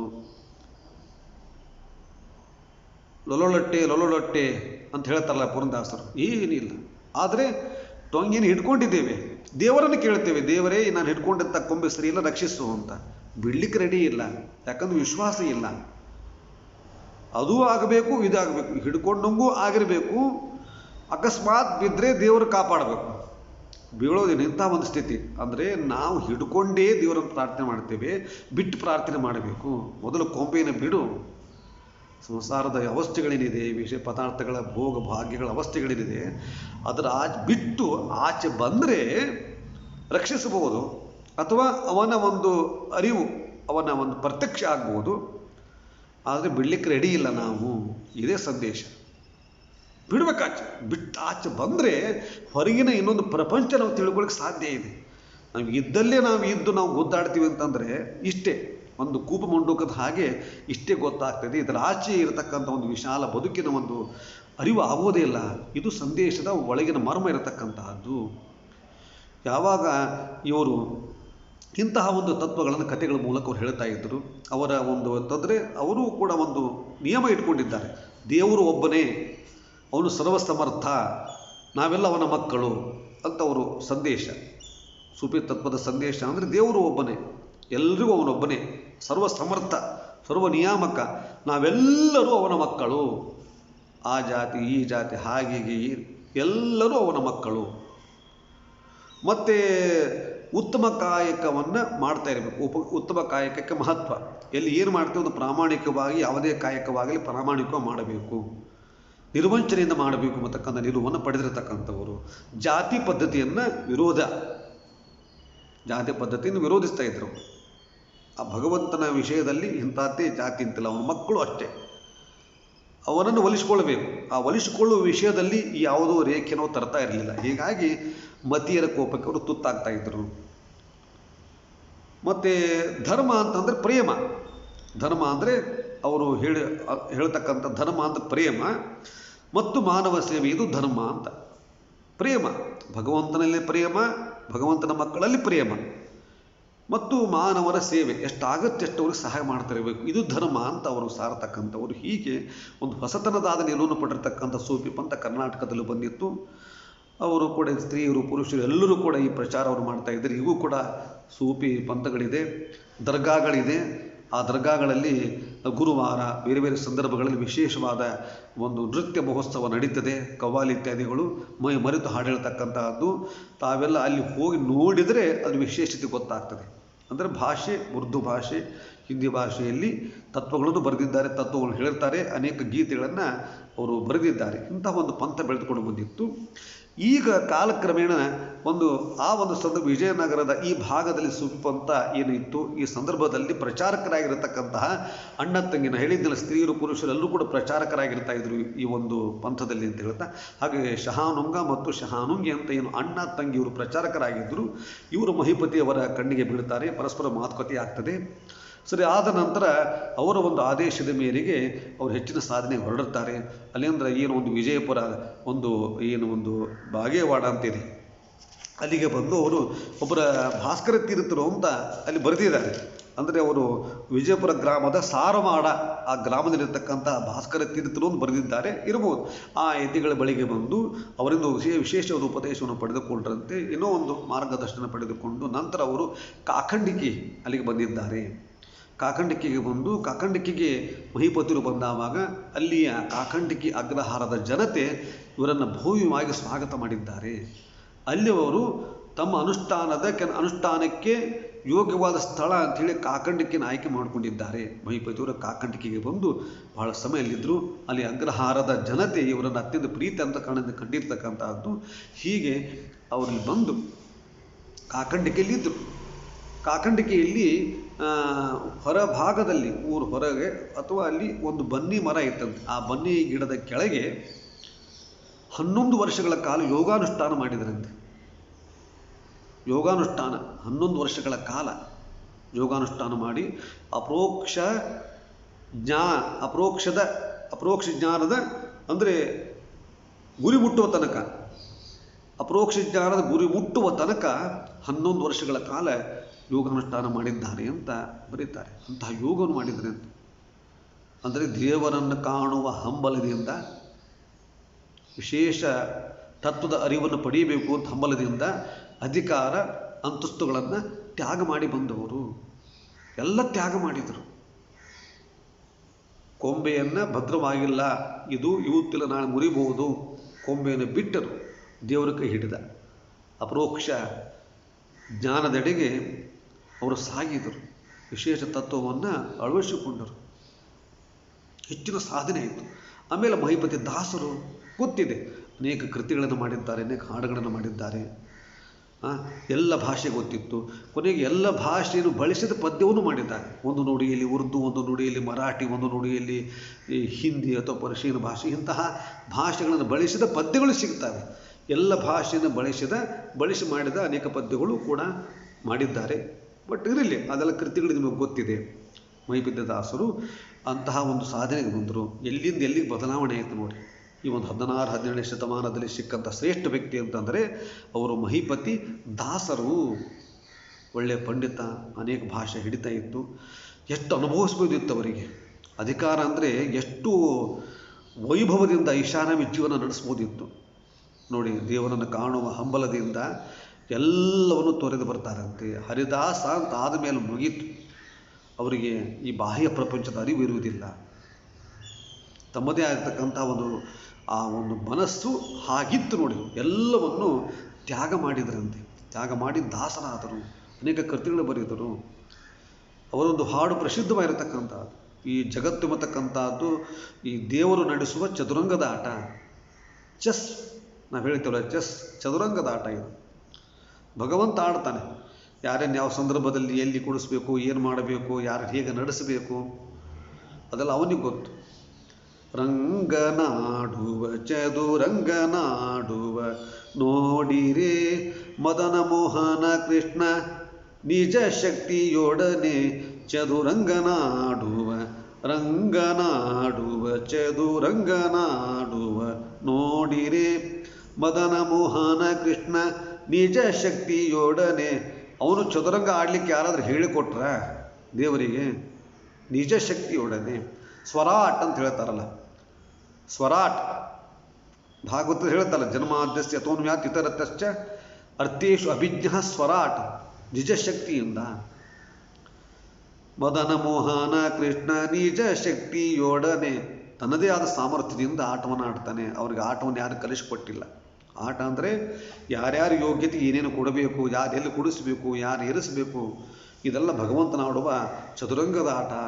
ರಂಗನಾಡುವ ಚದುರಂಗನಾಡುವ ನೋಡಿರೇ ಮದನ ಮೋಹನ ಕೃಷ್ಣ ನಿಜ ಶಕ್ತಿಯೊಡನೆ ಚದುರಂಗನಾಡುವ. ರಂಗನಾಡುವ ಚದುರಂಗನಾಡುವ ನೋಡಿರೇ. ಭೂಮಿಯ ಹಲಗೆಲಿ ಕಾಯದ ಮನೆಯುಳು, ಭೂಮಿಯ ಹಲಗೆಲಿ ಕಾಯದ ಮನೆಯುಳು, ನಾನು ನನ್ನದು ಎಂಬು ಒಂಟೆಗಳು, ನಾನು ನನ್ನದು ಎಂಬು ಒಂಟೆಗಳು, ಜಾಣತನದ ಬುದ್ಧಿ ಚಿತ್ತದ ಕುದುರೆ, ಜಾಣತನದ ಬುದ್ಧಿ ಚಿತ್ತದ ಕುದುರೆ, ನಿಧಾನಿಸದಿಂದ್ರಿಯ ಕಾಲಾಳುಗಳು. ಸ್ಪೀಡ್ ಓಡ್ತವೆ. ನಿಧಾನಿಸದಿಂದ್ರಿಯ ಕಾಲಾಳುಗಳು ಚದುರಂಗನಾಡುವ. ನೋಡಿ ಚದುರಂಗದೊಳಗೆ ಕಾಮ ಕ್ರೋಧವೆಂಬು ಎರಡಾನಿ ನಿಲ್ಲಿಸಿ, ನಾನು ನನ್ನದು ಎಂಬು ಒಂಟೆಗಳು. ಆಮೇಲೆ ಇನ್ನು ಭೂಮಿಯ ಹಲಗೆಲಿ ಕಾಯದ ಮನೆಯೊಳು ವ್ಯಾಮೋಹಿ ಜೀವನು ಅರಸನಿಲ್ಲಿ. ಮೊದಲೇ ನೋಡಿ, ಭೂಮಿಯ ಹಲಗೆಲಿ ಕಾಯದ ಮನೆಯೊಳು ವ್ಯಾಮೋಹಿ ಜೀವನು ಅರಸನಿಲ್ಲಿ. ನೇಮದಿ ಪುಣ್ಯ ಪಾಪಂಗಳ ಗಳಿಸುವ, ನೇಮದಿ ಪುಣ್ಯ ಪಾಪಂಗಳ ಗಳಿಸುವ ಜೀವನವೆಂಬ ಪ್ರಧಾನಿಯ ನಿರಿಸಿ, ಜೀವನವೆಂಬ ಪ್ರಧಾನಿಯ ನಿರಿಸಿ ಚದುರಂಗನಾಡುವ. ಎರಡನೇ ನೋಡಿ, ಕಾಮ ಕ್ರೋಧವೆಂಬು ಎರಡನೇ ನಿಲ್ಲಿಸಿ, ನಾನು ನನ್ನದು ಎಂಬು ಒಂಟೆಗಳು, ಜಾಣತನದ ಬುದ್ಧಿ ಚಿತ್ತದ ಕುದುರೆ, ನಿಧಾನಿಸದಿಂದ್ರಿಯ ಕಾಲಾಳುಗಳು ಚದುರಂಗನಾಡುವ. ಮೂರನೇ ನೋಡಿ, ಕಾಲಸೂತ್ರದಿ ನಡೆಸಾಡುತ್ತ ಕೃತ ಕರ್ಮ ಮೂಲದಿ ವೃದ್ಧಿ ಹಾನಿಗಳು. ಕಾಲಸೂತ್ರದಿ ನಡೆಸಿ ಆಡುತ್ತಾ ಎಲ್ಲರನ್ನು ಚೇತನಾಚೇತ್ಮಕ, ಚೇತನ ಅಚೇತನಾತ್ಮಕ ಏನು ಒಂದು ಪ್ರಪಂಚ ಇದೆ ಎಲ್ಲರನ್ನು ಕಾಲಸೂತ್ರದಿ ನಡೆಸಿ ಆಡುತ್ತಾ ಕೃತಕರ್ಮ ಮೂಲದಿ, ಎಲ್ಲ ಅವರವರ ಕರ್ಮಕ್ಕನುಗುಣವಾಗಿ ಆ ಕರ್ಮದ ಬೇಸಿಕ್ ಏನಿದೆ ಆ ಕರ್ಮದ ತಳಹದಿ ಮೇಲೆ ಯಾರು ಏನೇನು ಬೇಕೋ ಆ ಫಲಗಳನ್ನು ಅನುಭವಗಳನ್ನು ಕೊಡೋದು. ಹೆಚ್ಚಿಲ್ಲ ಕಮ್ಮಿ ಇಲ್ಲ. ಸತ್ಯ ಸಂಕಲ್ಪ ಏಕೋ ವರೇಣ್ಯೋ ವಸಿ. ಸತ್ಯ ಸಂಕಲ್ಪ. ನೀವು ಎಷ್ಟೇ ಆರಾಧನೆ ಮಾಡಿ ಏನೇ ಮಾಡಿ ಆ ಕರ್ಮಕ್ಕನುಗುಣವಾದ ಫಲಗಳು, ಕರ್ಮಕ್ಕನುಗುಣವಾಗಿ ನಿಮ್ಮಲ್ಲಿ ಹ್ರಾಸ ವೃದ್ಧಿ ಎಲ್ಲ ಏರುಪೇರಾಗೋದು ಕರ್ಮಕ್ಕನುಗುಣವಾಗಿ. ಕಾಲಸೂತ್ರದಿ ನಡೆಸಾಡುತ್ತ ಕೃತಕರ್ಮ ಮೂಲದಿ, ಕೃತಕರ್ಮ ಮೂಲದಿ ಎಲ್ಲರದು ಇದೆ ಅವಸ್ಥೆ. ಅವನು ಮಾಡಿದ ಕರ್ಮ, ಆ ಕರ್ಮಕ್ಕೆ ಏನು ತಕ್ಕಂತೆ ನಮ್ಮ ಜನ್ಮ ಜನನಗಳು, ಮಾತುಕತೆ, ಹಾರಾಟ ಹೋರಾಟ ಎಲ್ಲವೂ ಕೂಡ ಕರ್ಮದ ತಳಹದಿ ಮೇಲೆ.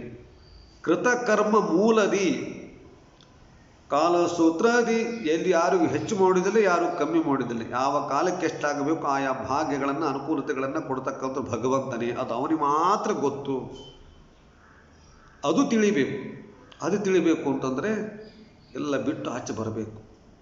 ಕಾಲಸೂತ್ರಾದಿ ನಡೆಸಾಡುತ್ತ ಕೃತಕರ್ಮ ಮೂಲದಿ ವೃದ್ಧಿ ಹಾನಿಗಳು ಮೇಲೆ ಯಶ ಅಪಯಶ, ಮೇಲೆ ಯಶ ಅಪಯಶ ಮಾನಕ್ಕೆ ತರುವ. ಯಾವಾಗ ಕುಡಿಸ್ತಾನೋ, ಯಾವಾಗ ಎಳಿಸ್ತಾನೋ, ಯಾವಾಗ ಮೆರೆಸ್ತಾನೋ. ಕೆಂಪೀಲಿ ಹೊಳೆವ ಪೀತಾಂಬರ ಉಡಿಸುವಿ, ಸೊಂಪಿನಂಚಿನ ಶಾಲು ಹೊದಿಸುವೆಯೋ.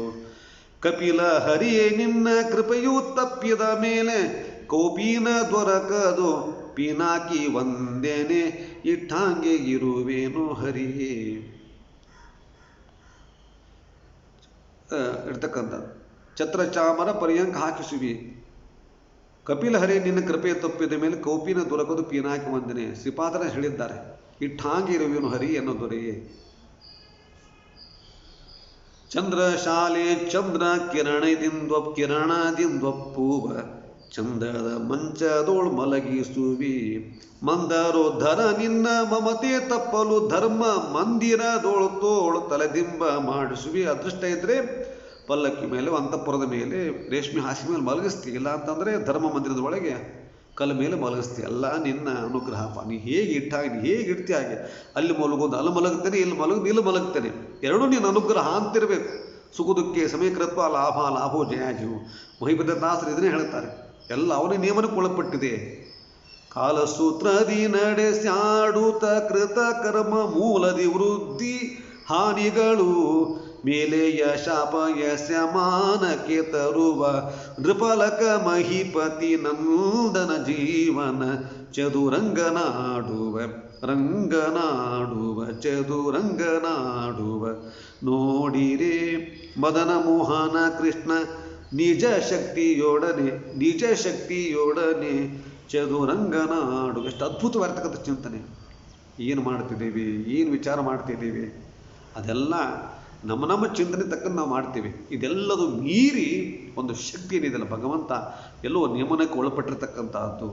ಎಲ್ಲ ಭಕ್ತ ಪಂಥವರು ಇದನ್ನೇ ಹೇಳ್ತಾರೆ.